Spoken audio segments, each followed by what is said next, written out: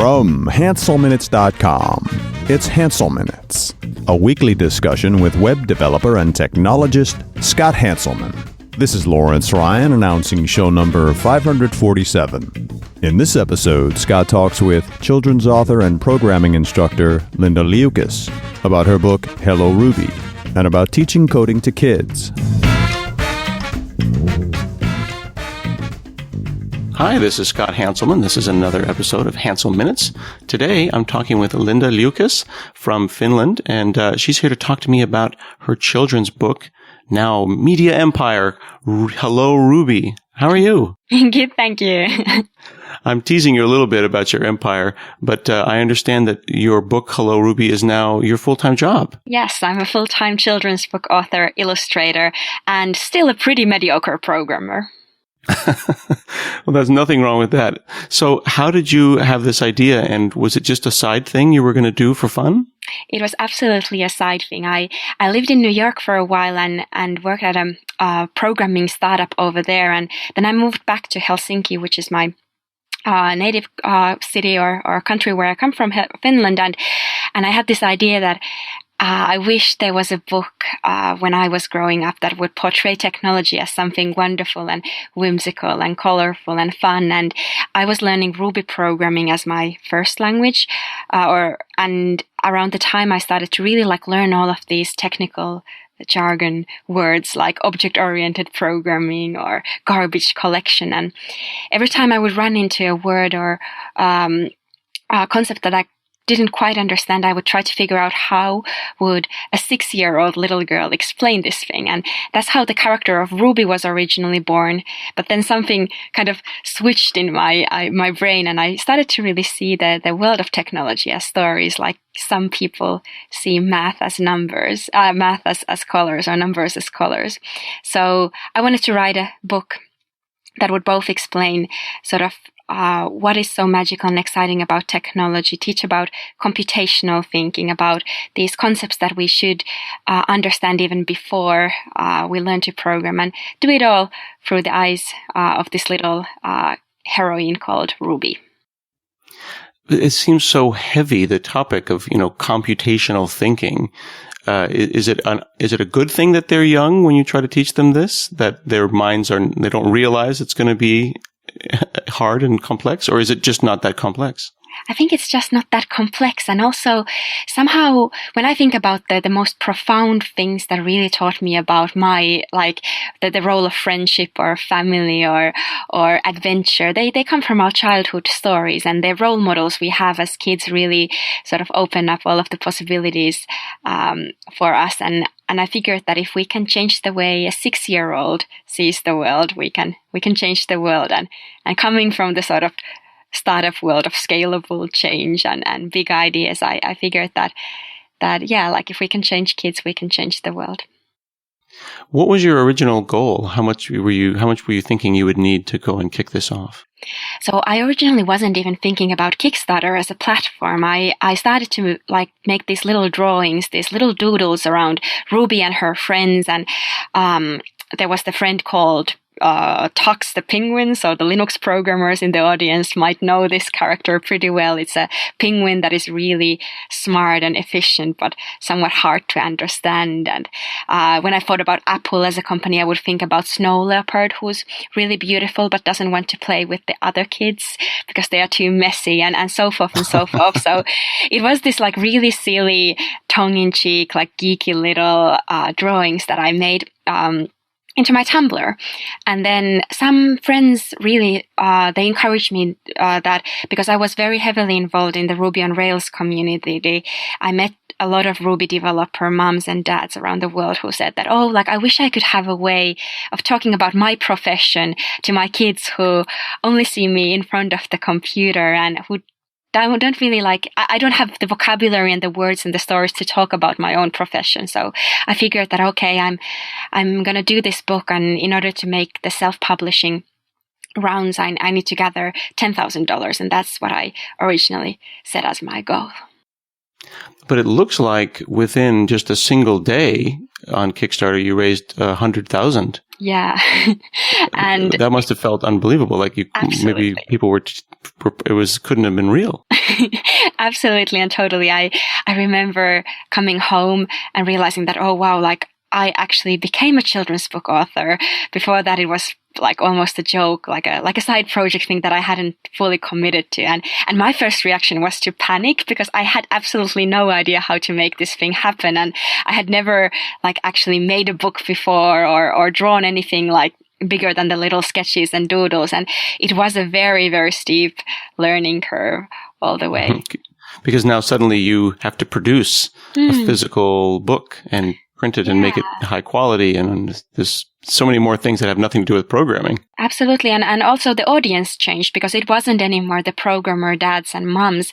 It was all kinds of adults and parents who like said that, oh, I don't know how to program that. I recognize that this is something that I want my kid or children to be able to understand. So the approach really needed to change. And I think I originally said that, oh, I'm going to make like a 32-page book. And I think the end result ended up being like 120 pages, if I remember correctly. So the book also grew in size, and it was also late, which was most like anxious thing ever, coming from the web industry where you deploy like 5 times a day, and the publishing industry where like they told me already, I think in March, that there's no way that you can like say that this is going to be in stores in September. It was like a year of waiting for me after I had actually finished the book.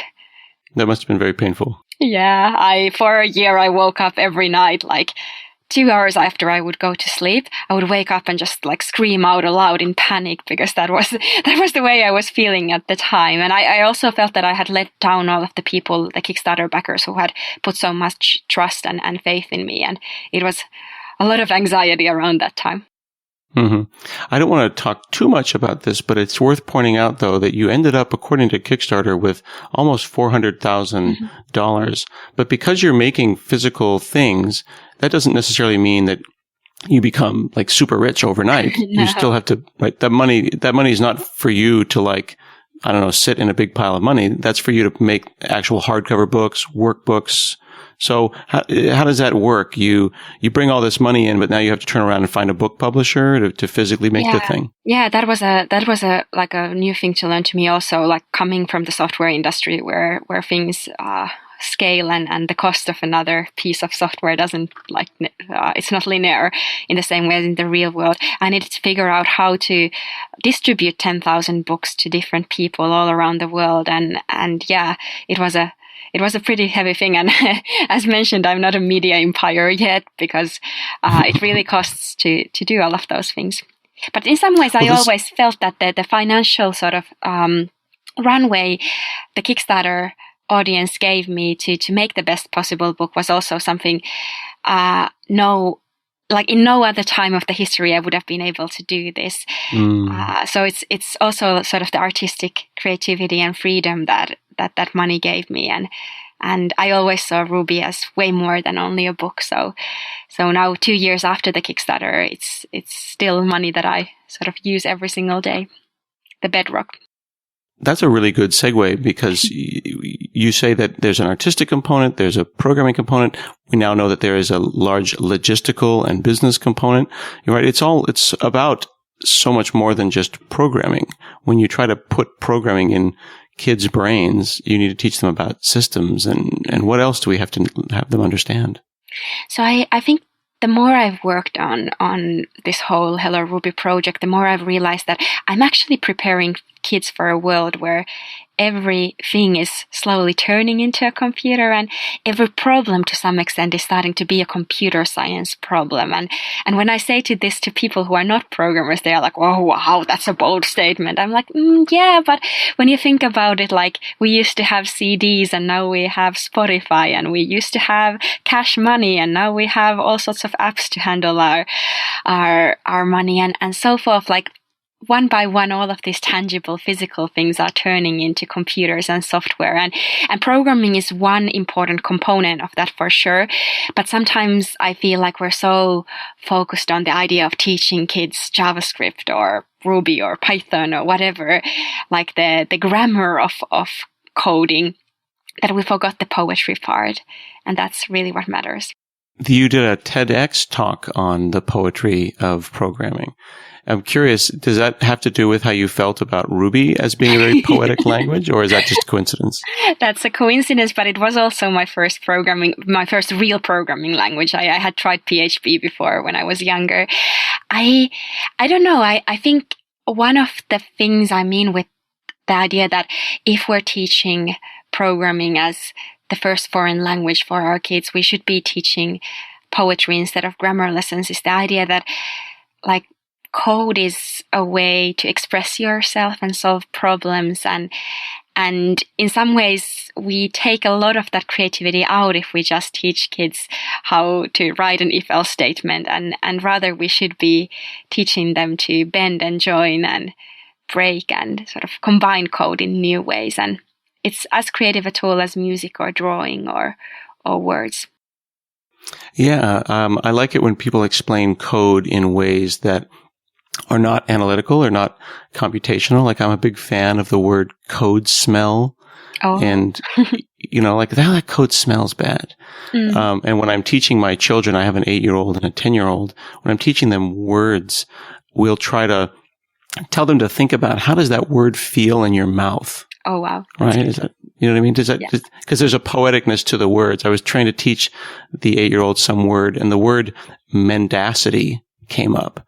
So I had to go and look up the word mendacity and figure out what it meant. It means untruthfulness. Uh-huh. So someone, the definition is someone could be publicly castigated for past mendacity. That means you get yelled at for lying. And now my 8-year-old is running around using these fancy words that are really bigger than he is, but he says that they feel good in his mouth. Mm-hmm. And when I think about the poetry of programming, you want someone to be able to write a program, and then that program should feel a certain way and make the person feel a certain way. Absolutely.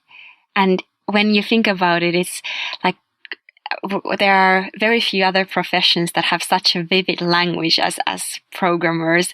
Like, we have Trojan horses, and we have all of these very like vivid and expressive and like creative words that we come up with and use to describe the very abstract worlds we live in. Absolutely. So your project went big, and then now you have to deal with parents, probably even non-technical parents.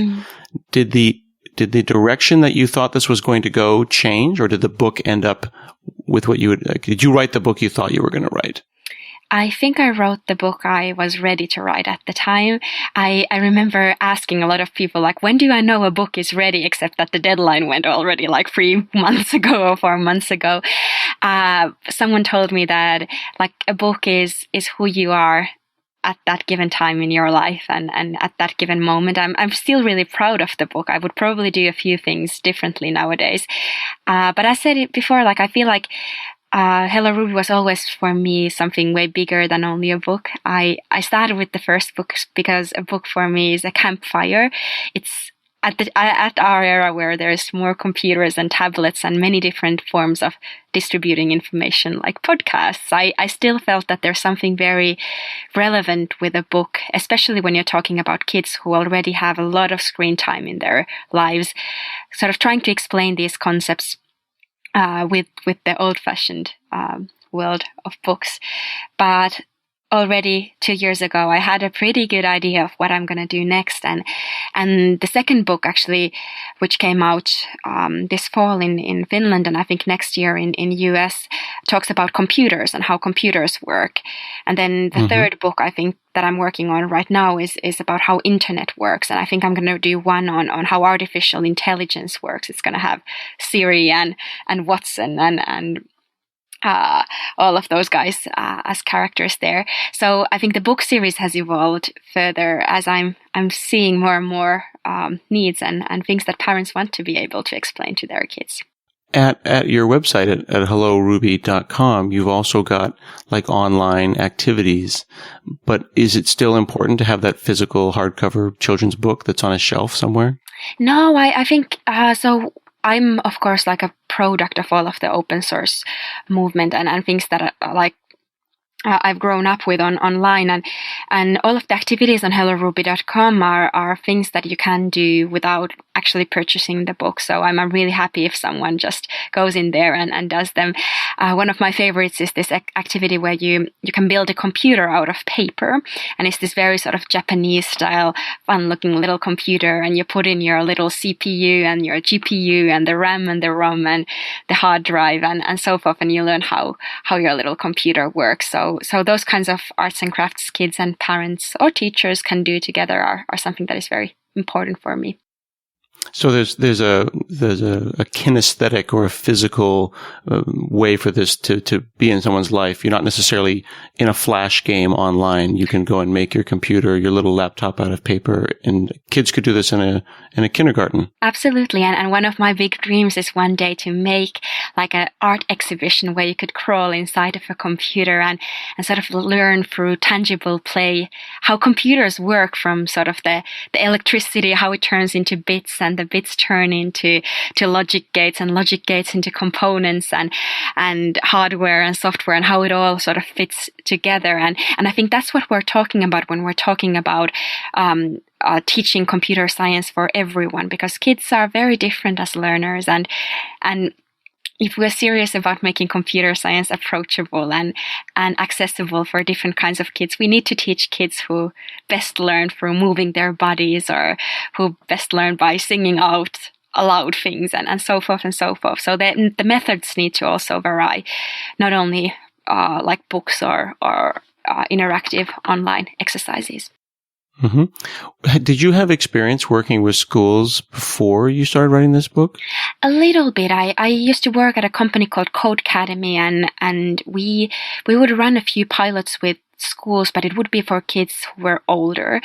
And while I was working on the first book, I had this big imposter syndrome for the longest of times, like, who am I to make this book? And I'm still learning to program myself, and I don't have a degree in early childhood education. But something that really calmed my thinking was to bring kids to the office every week. So we would bring kids to the office and do sort of play testing with them and ask them for feedback and see how they reacted with the books, with the exercises. And it's interesting to see how similarly kids think throughout the world. So the book has been translated into 19 different languages, and I think it's been most popular in US and in Japan out of all places. And I've been lucky enough to visit Japan quite a few times in the last years and really see like Japanese kids work on these exercises that I originally kind of designed for Finnish or like Western kids. And it's really fun to see how similarly kids in the end think. Yeah, it's just interesting. That's what I was going to ask, because now you are translating this into multiple languages, and you'll have a half dozen or maybe a dozen languages at some point. Are kids just kids? Did you confirm that? To some extent, kids are just kids. I think the vocabulary of computer science, especially for English-speaking countries, it's hard to understand that the expressivity and the approachability of the vocabulary in English is like it's amazing. In Japanese, my translator, who is a part of the Ruby community, she needed to come up with new ways of like, or new terms that didn't really exist in the Japanese language for the book. And in Finnish, like the word sequence or the word decomposition, those are monster words that sound like very scary and very frightening. So I'm almost thinking that maybe I shouldn't be translating the vocabulary into other languages, because in the end, like, English is kind of a lingua franca of programming.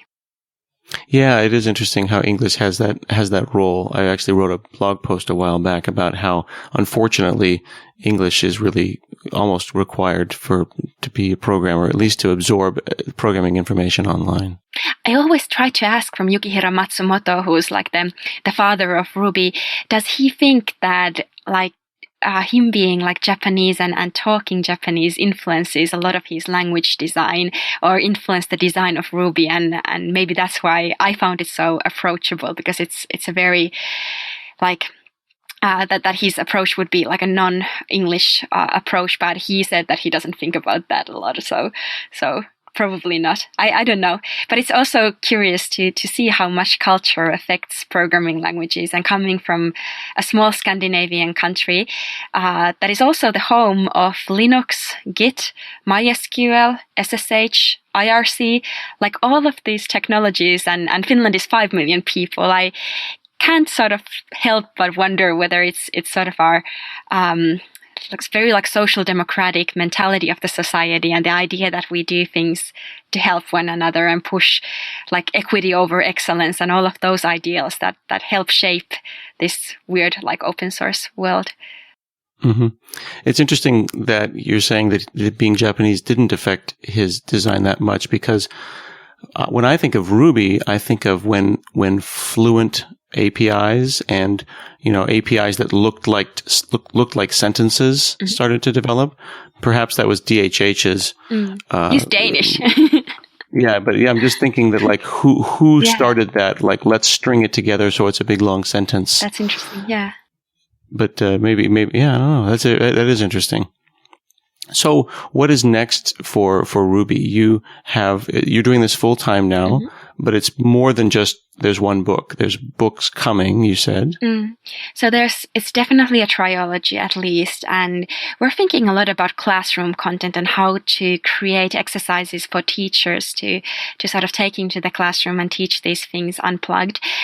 There's this wonderful resource by teachers all over the world. I believe it's run by New Zealandese and Australian teachers, originally called csunplugged.org, which has a lot of different games and activities where you can teach binary search for kids through like a tag your it activity or all of these like fun unplugged physical activities that teach you the basics of computer science, but sometimes they are a little bit hard for like a non-CS person to get into, or a non-computing person, and I'm trying to design really for the total beginner, like the kindergarten teacher who actually fears computers a little bit, or the elementary school teacher who thinks that coding is scary. So trying to think about how those teachers could teach and prepare kids for a world full of computers. Mm-hmm. How far do you think you can take this? Is this your life for the next 20 years? I definitely wish so. I have no rush out of doing this, and I think the more I do this, the more I discover new opportunities and things to work on. I think eventually I want to start my own school. That would be like a big dream for mine, and really like I don't even think I dare to dream anymore, because so many of the things that I've wished for have come true in some form or another. Yeah. Have you learned anything from any of the children who've read the book that will influence the future for you? Every single day, I feel like the kids are the best teachers. They guide my product development process, and they give me ideas of where to take Ruby next. One of my favorite stories is this little girl who I asked the kids at the English school here in Helsinki to define what technology is and who uses technology and what is it used for. And this little 9-year-old kid came to me and she said, or she wrote down on a piece of paper, that technology is electricity that loves. So technology is electricity that loves, and it is used for play. And I use it with mom, and we have a conversation with WhatsApp application. And then finally she said, people uses technology. And I think that was like one of the most charming and the most poetic ways of defining technology that I've ever heard. And just the fact that she could understand that people uses technology is like the most profound statement about technology, made me really happy about the future generations. Well, it definitely says that if the children learn how to program, then, human-centered design is really at the forefront, because I feel like sometimes when the really, really technical techies get a hold of technology, we get software that's not fun and not human focused. But if we can get more 6-year-olds doing it, they'll be thinking about people, and they won't be jaded like we are as old people.